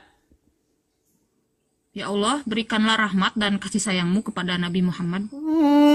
Ya Allah, berikanlah keselamatan atas Muhammad, betul? Limpahkanlah keselamatan kepada Muhammad dan keturunannya, betul nggak? Betul. Berarti Muhammad masih kamu doakan biar selamat, betul? Betul, karena itu perintah Allah. Kalau Allah Iya, nggak merintah satu-satunya begitu, Nabi saya yang nggak masih mau. minta-minta didoakan cuma Muhammad.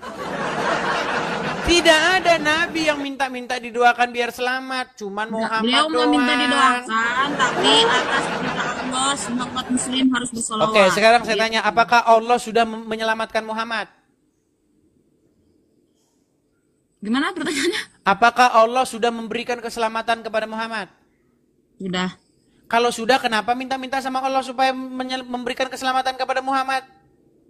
Jadi supaya ditambah derajatnya di surga sama Allah. Kurang, keselamatan dari Allah Supaya kurang. ditambah kesempurnaannya. Ya kan derajat dan kesempurnaan dari Allah itu tidak terbatas.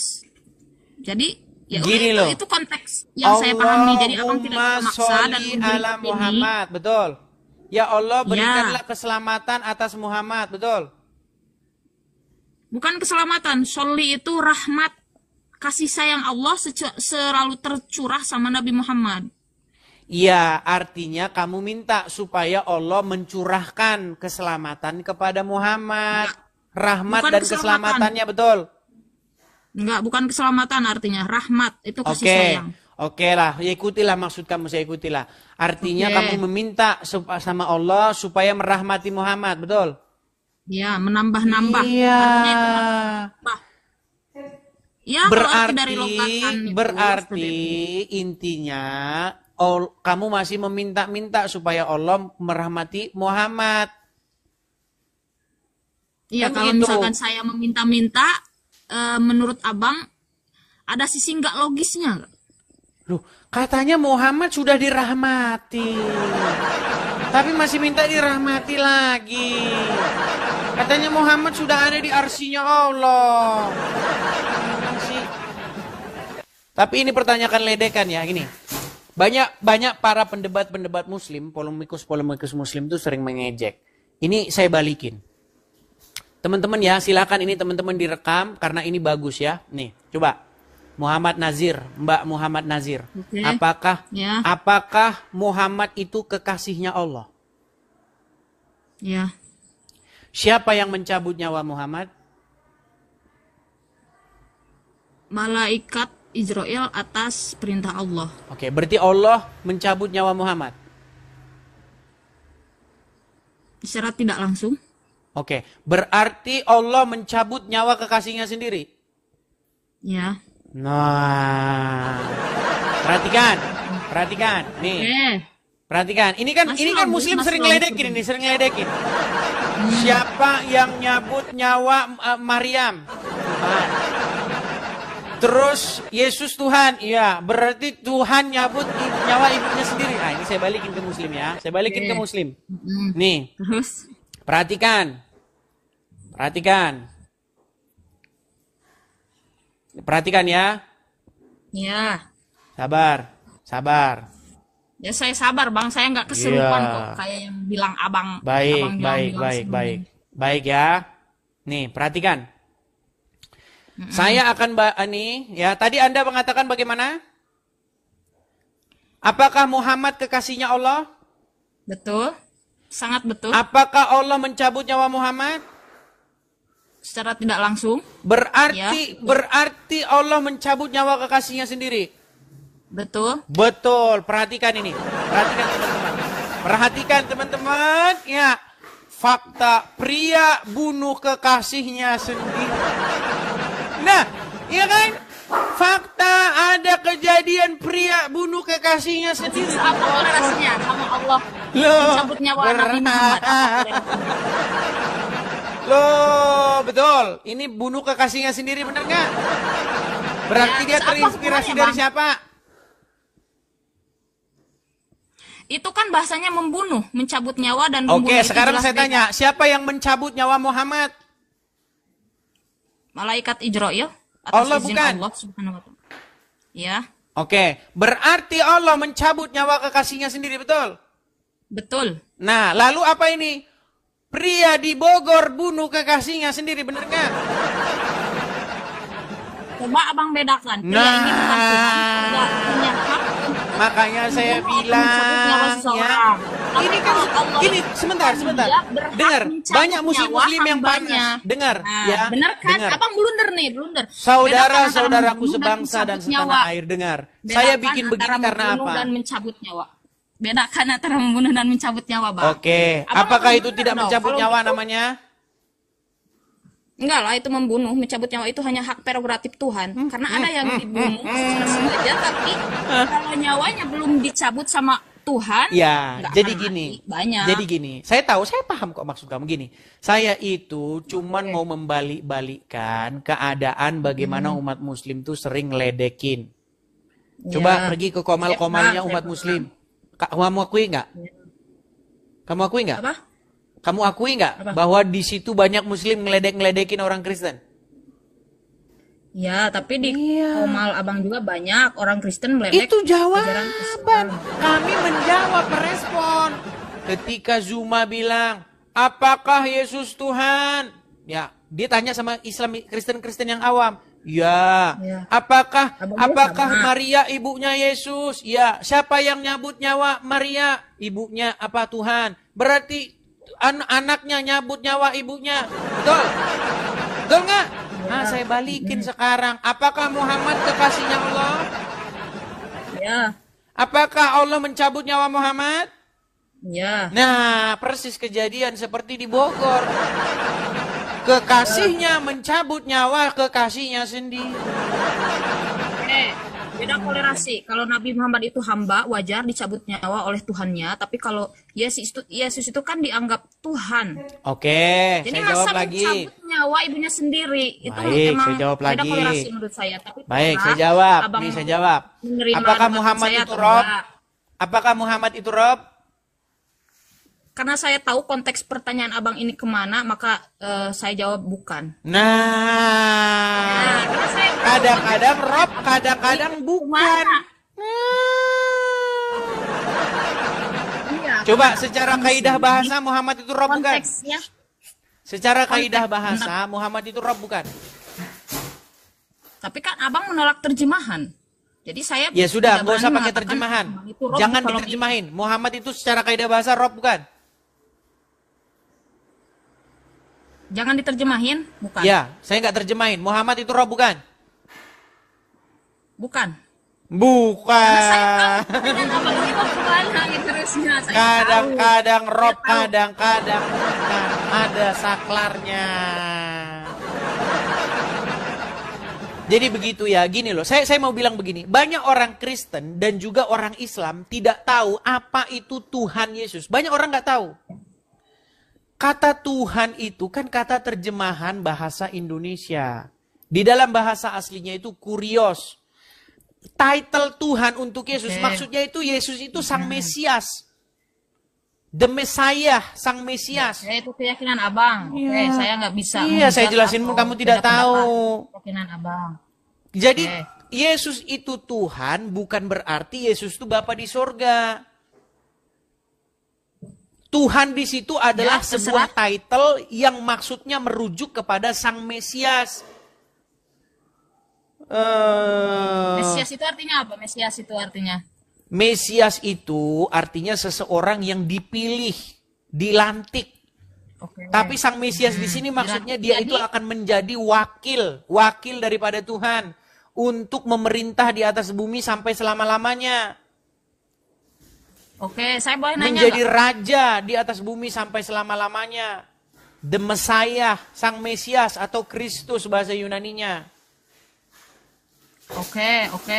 Jadi Yesus itu sebagai wakil Tuhan apa gimana maksudnya? Oh ya jelas, dia itu adalah utusan daripada Bapa di surga untuk memerintah sampai selama-lamanya. Kerajaannya tidak akan berkesudahan.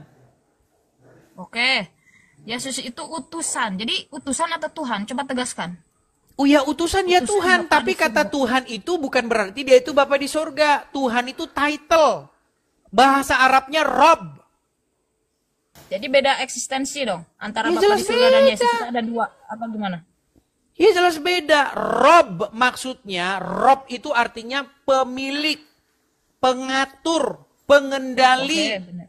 pemimpin, Betul. tuan. Saya setuju. Tuhan itu maksudnya. Sama.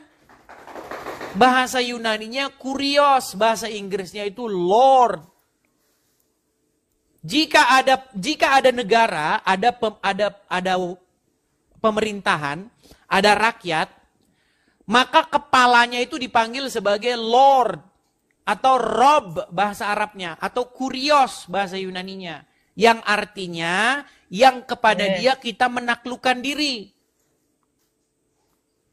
Nah, jadi supaya semua orang bertekuk lutut di hadapan Yesus, menaklukkan diri di hadapan Yesus. Nah, dengan cara demikianlah maka Bapa di surga menjadi Tuhan bagi semua orang. Jadi Yesus Jadi itu Tuhannya Tuhan Yesus yang atau datang Bapa di daripada surga? Tuhan. Saya mau penegasan dari Abang. Jadi Tuhannya kan menurut Abang tadi ada dua eksistensi, Yesus dan Bapa Itu di surga. sama seperti ya kan? kalian. Allah itu Rob, Tuhannya mana? tapi Muhammad juga Rob. Artinya Allah mengendalikan umat dengan perantaraan Muhammad. Allah menjadi Rob dengan perantaraannya Muhammad. Bagaimana Allah memimpin? Lewat perantaraan Muhammad. Bagaimana Allah memberi petunjuk? Lewat perantaraan Muhammad. Bagaimana Allah membimbing umat? Lewat perantaraan Muhammad. Makanya Muhammad itu gambarnya Allah di dalam iman kalian. Enggak. Nah, di dalam Muhammad itu iman hanya Kristen, lu gak percaya. Barang siapa Ya, yang Bapak taat Ibu, kepada menurut Rasul, kepercayaan kami maka Muslim, hanya sesungguhnya dia utusan telah Bang. taat kepada Allah, betul? Ya. Nah, di dalam agama Kristen, Yesus berkata, barang siapa melihat aku, ia telah melihat dia yang mengutus aku. Makanya, sama seperti saya dengan foto saya. Saya dengan foto saya itu ya saya. Tetapi di detik yang sama, foto saya itu bisa dibedakan dengan saya. Kalau foto saya dibakar, saya nggak ikut terbakar. Betul. Kalau foto saya diinjak orang, saya tidak ikut terinjak. Foto saya itu cerminan, gambaran itu, atau Bang. citra daripada saya. Nah, begitu juga Yesus. Oke. Yesus itu juga Ya udah, kalau citra Abang daripada Bapa di sorga. Oke. Kalau Abang mau Penyataannya. berjelaskan ini, Tahu nggak saya tidak mau penyataannya? berdebat. Itu masalah maksudnya keyakinan Abang. Kalau keyakinan Iya, Abang di seperti dalam itu, iman oke. kalian Saya pun seperti itu. bisa mendebat. Tapi Muhammad Kan itu apologet. menjadi Namanya Mesias apologet, kalau- palsu. Menghujat itu nah. namanya apologet. Abang juga melakukan hal yang sama kayak Bang Zuma, Bang Loh, Yonatan. saya Sama, hanya sama, meluruskan sama-sama iman apologet. saya. Menurut pandangan iman saya, tidak ada Mesias yang lain. Jangan ada Yesus-Yesus yang lain. Jadi Yesus itu begini kan, Muhammad itu dalam agama Islam itu bukan Tuhan, dia hanya hamba yang diutus, yang disuruh oleh Allah. Dia itu Kalau Rob. Yesus ini kan Ya, dia itu Rob kalian. tapi diutusan. Jadi saya bingung. Loh, Mana dia itu saya Tuhan atau paham utusan? itu Yesus pun juga utusan di dalam Bible. Orang yang baca Bible tapi tidak mengaku Yesus utusan, goblok. Iya, baca Bible kalau dia tidak bilang Yesus itu utusan Bapa di surga, goblok. Nah, Yesus itu baca utusan. Bible. Nanti dipotong tuh Atau sama Rob orang-orang mungkin jadi pitinya. Gak apa-apa. Karena memang benar yang saya katakan. Dengar ya, gini. Yesus diutus oleh Bapa di sorga untuk apa? Untuk menyelamatkan umat manusia. Supaya barang siapa yang percaya kepada Yesus diselamatkan. Supaya barang siapa yang percaya kepada Yesus mendapat beroleh hidup yang kekal. Oke. Apakah umat muslim percaya kepada Yesus? Keyakinan Kalian Abang percaya saya kepada nggak Yesus? bisa ganggu gugat, terserah itu. Oke, sekarang saya tanya, apakah kalian percaya kepada Yesus? Saya Percaya? percaya dalam konteks apa dulu? Mengimani atau apa? Sekarang saya tanya, apakah kamu ingin percaya kepada Yesus? Sebagai apa dulu, Bang? Kok sebagai apa? Sebagai anak Allah yang diutus oleh Dia untuk menyelamatkan umat manusia. Kalau konteksnya seperti itu saya nggak percaya karena Nggak percaya. itu ranahnya keyakinan. Oh, nggak bisa memaksakan, itu ranah keyakinan. Sama seperti saat saya memaksa abang, apakah kamu percaya bahwa Nabi Muhammad itu utusan Allah? Nah, Oke, abang sekarang jawabnya begini. apa? Sekarang Nggak begini. bisa. Oke, sekarang saya tanya. Ini ada satu banner, ada salah satu poster yang dibuat oleh umat muslim nih. Nih, coba lihat. Ini Oke. bannernya di Cilacap. Ya. Mm-mm. Ah, di sini dikatakan I love Jesus, saya cinta Yesus karena Yesus seorang muslim, betul? Sekarang saya tanya, ini bener ajaran Islam nggak? Nggak tahu kalau dalam ajaran Nggak saya tahu. ada yang Makanya saya mengatakan, bilang tadi Yesus ada Muslim hadis itu yang enggak. mengatakan boleh berdusta.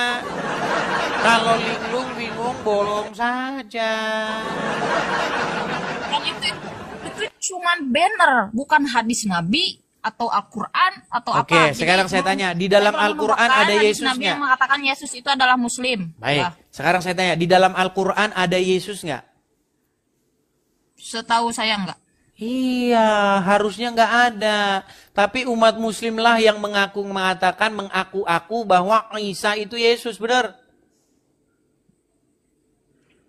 Menurut saya bukan sih, Isa beda, Yesus beda. Iya, tapi kan kamu sendirian, ulama-ulamamu enggak. Tapi kan menurut keyakinan saya, Yesus itu kan yang diimani oleh abang, ya kan? Oke. Sebagai Tuhan atau utusan Baik. yang disalib itu. Baik, Kalau sekarang Nabi gini. Isa itu diangkat Sekarang ke langit. oke, sekarang kita bicara secara akademis ya, jangan berbicara dogma ya. Oke, Oke. oke. Saya jelaskan tentang Yesus, ya. Yesus itu merupakan kata Yunani dari kosakata yang sesungguhnya bukan bahasa Yunani. Jadi dalam bahasa Yunani itu tertulis Yesus, ya, tapi itu merupakan peyunanian dari bahasa aslinya, yaitu Yeshua. Arti daripada Yeshua adalah Yahweh menyelamatkan. Nah, sekarang saya tanya, Isa secara kata berasal dari bahasa apa? Meninggalkan. Isa Berasal dari kosakata apa? Sosok Isa berasal dari kosakata apa? Isa adalah nama yang berasal dari bahasa Arab yang merujuk pada Nabi Isa. Nah, makanya saya bilang Isa orang Arab. Orang Arab nggak Isa di situ? Bukan. Nabi Loh, Isa itu bukan orang tapi Arab. namanya Arab. Tapi kan karena dalam Al-Quran nama Isa itu disebut Isa karena Al-Quran turun Oke, dalam nama bahasa aslinya Arab. siapa kalau gitu? Nama Harus aslinya? disesuaikan. Ya, nama aslinya siapa kalau gitu? Bentar dulu, nama asli Isa ya. Hmm, Bentar. Sabar dulu bang. Saya juga sabar nungguin abang. silakan.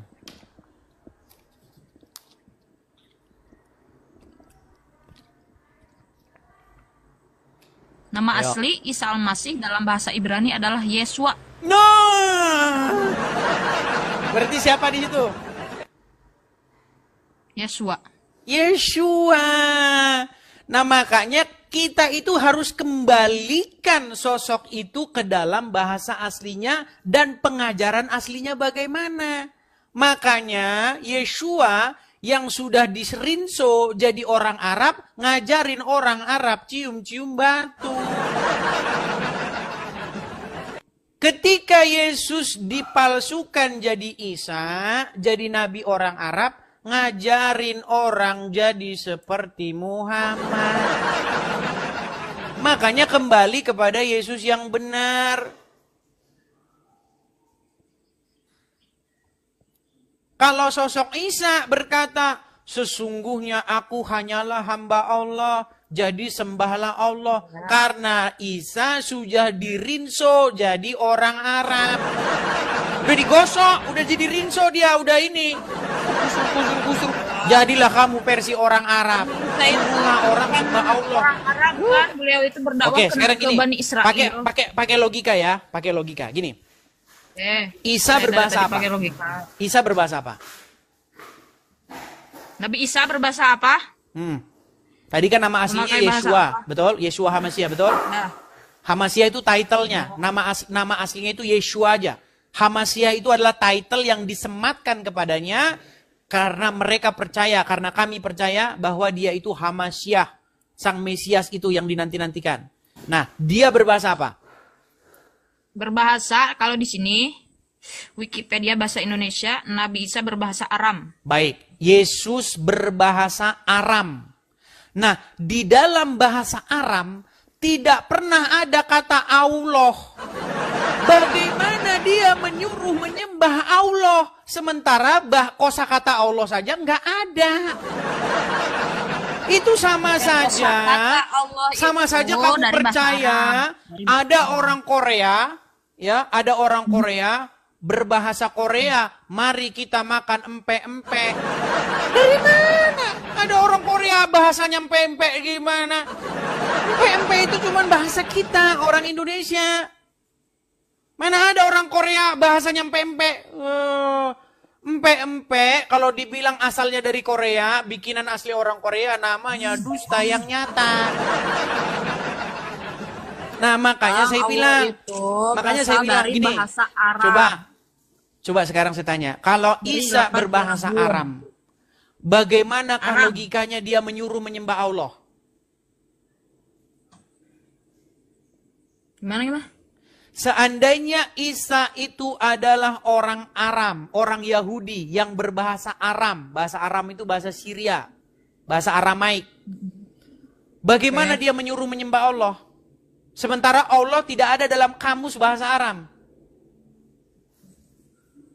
Tapi kan Udah menurut kerasa. Profesor Aku tertipu, aku terjebak.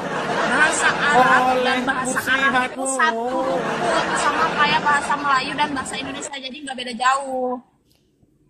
Orang Aram kalau ketemu orang Arab nggak bisa ngobrol, pakai bahasa Inggris. Kalau orang Malaysia ketemu orang Indonesia masih bisa ngobrol, walaupun sering salah paham. Bagaimana Isa nyuruh menyembah Allah? Dia sendiri nggak pernah bahasa Arab, Tapi sedangkan di sini Allah kan, adalah kosakata nih saya bahasa nggak Arab. bohong ya, ini dari apa? Dari bahasa Aram. Bahasa Aram dan bahasa Arab adalah dua bahasa yang tergolong dalam bahasa Semit. Beda Jadi nggak? sama satu rumpun Semit. Ya, tapi beda nggak? Beda-beda sedikit lah. Iya, bahasa Sunda dengan bahasa Jawa beda nggak? Serumpun nggak? Enggak serumpun. Enggak serumpun, coba ketik di situ. Apakah bahasa Sunda dengan bahasa Jawa serumpun? Coba buka.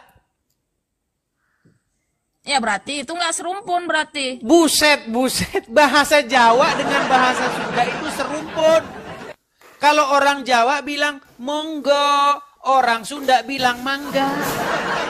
Mangga, Iya, makan berarti hidangannya. Nah, kalau orang Jawa bilang monggo. Mangga, gitu. Itu bahasa serumpun. Tapi orang Jawa sama orang Sunda nggak bisa ngobrol terus-terusan, nanti salah paham. Baku hantam. Karena bahasanya walaupun serumpun tetap beda. Makanya kalau orang Jawa ketemu orang Sunda pakai bahasa Indonesia. Oke. Bahasa Jawa dan Sunda termasuk serumpun. Oke. Serumpun. Begitu juga bahasa Aram dengan bahasa Arab. Serumpun, tapi beda. Tapi banyak kesamaan. Iya, banyak kesamaan tidak membuat bahasa itu menjadi bahasa yang sama. Contoh, misalnya orang Sunda dengan orang Jawa. Ya kan? Beda bahasanya. Monggo. Iya. Ada Kalau lah orang yang Sunda sama kesamaannya. matur Kalau nuhunnya gitu Sunda itu kan. kan Kalau Sunda bahasa itu Jawa matur nuhun, matur nuhun. suwun. Iya. Ya, dikit lah perbedaannya bang. Iya, Hatur nuhun sama tapi kalau orang hatur Jawa suwun. ketemu orang Sunda, dengar, kalau orang Jawa ketemu orang Sunda bisa mereka ngobrol pakai bahasa masing-masing. Bisa. Bisa dari mana? Bisa dari mana ini orang ngada-ngada aja? Kagak bisa. Gimana? Jadi bahasa Kalau serumpun orang itu Sunda ngomong sama orang serupa Jawa, segalanya, ngomong apa tapi banyak lagi? kesamaan. Itu Banyak begitu kesamaan. juga kalau ada orang Jawa ngomong sama orang Sunda. Allah, ngomong ngomong apa gitu.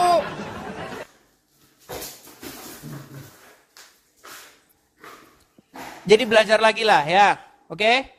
Tapi oke, serumpun dalam konteks bahasa berarti bahasa-bahasa yang memiliki asal-usul yang sama atau berasal dari satu bahasa induk yang sama. Iya. Berarti Nah, intinya induknya nanti dari- kalau kamu belajar Jadi, itu, Bang, jadi nggak kamu terlalu sudah jauh. sampai ke tahap yang paling tinggi. Nanti kamu akan simpulkan bahwa bahasa asli daripada Al-Quran itu merupakan bahasa Aram. Lalu dirubah oleh umat muslim menjadi bahasa Arab. Makanya ada ayat di dalam Al-Quran yang mengatakan, kami turunkan Quran ini dalam bahasa Arab supaya kamu paham. Karena sebelumnya bukan bahasa Arab. Saya kasih kamu contoh. Nah, sebelumnya Gini, dengar. Bentar Ini dulu. saya kasih contoh yang paling Saya nyata. bicara dulu dong. Abang Oh, dari silakan. tadi ngomong mulu ini nggak fair Silakan. dong. Silakan. Oke.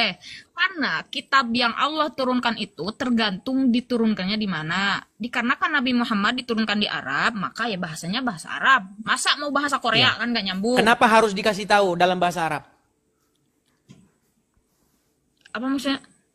Kenapa Gimana? harus memberitahu orang dalam bahasa apa itu diturunkan? Supaya orang mikir. Bukan supaya orang mikir. Dengar. Oke, tapi kan dalam Al-Quran la'allahum taqilun, Sebentar. supaya kalian mikir Sebentar. gitu kan.